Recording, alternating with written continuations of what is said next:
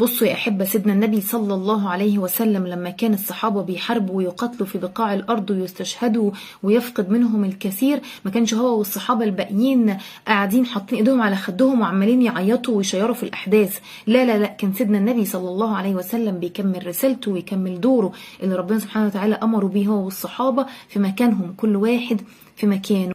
فلا بكائك مش هينصرهم، حزنك مش هينصرهم،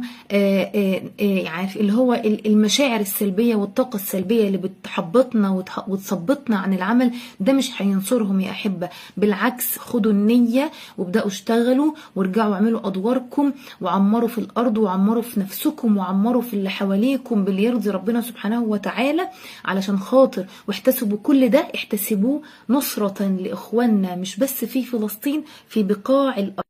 وانت شغال او انت شغالة في دورك وإقامتك بدورك اللي ربنا سبحانه وتعالى